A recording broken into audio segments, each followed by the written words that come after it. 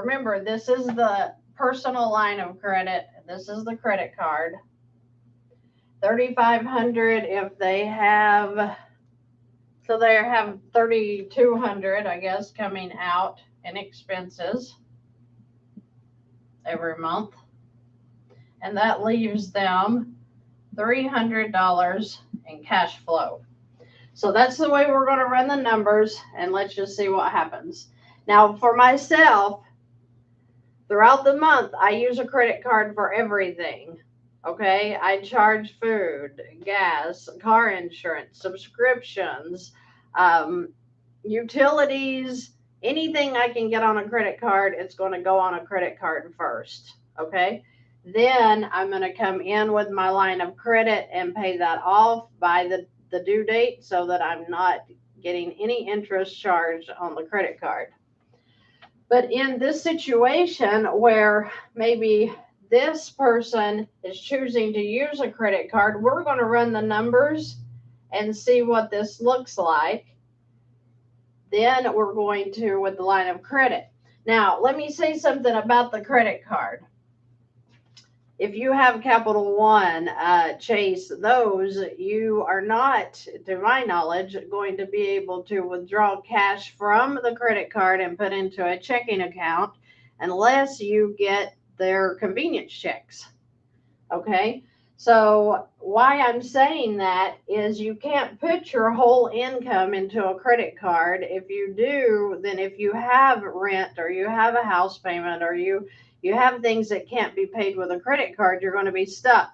Okay, so the idea is we put our cash flow into the credit card, which in this case is $300.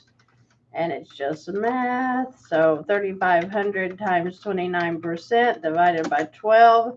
That would be $85 for the first month interest. And then, of course, it comes down after that. So if you're looking at how long it would take to pay off a credit card that you're just using for the cash flow, you're talking about... Two. This one would be 300. That's literally going to be a payoff of about 14 months. So 14 months, and then you're going to have in interest, you're going to have times 14, you're going to pay about $728 in interest total. Okay, so that's for the credit card. Did you all just hear what I said? Using a 29% credit card, 29%,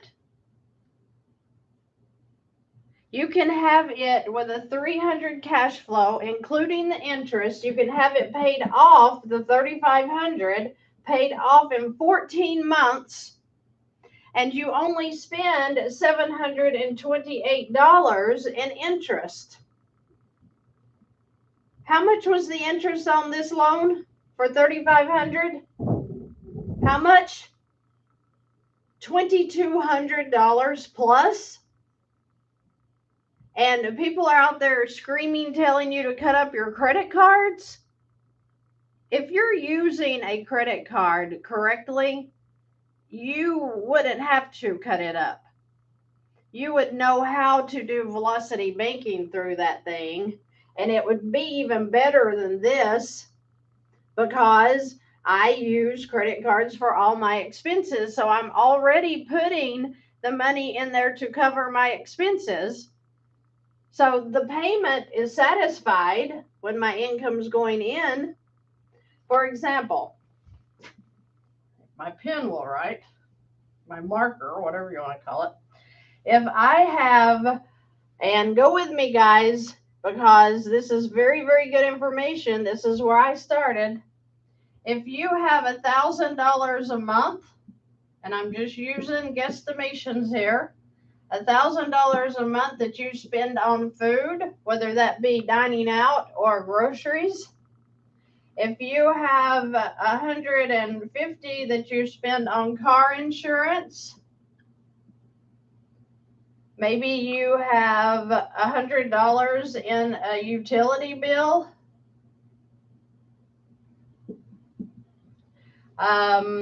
Maybe you have $200 in gas.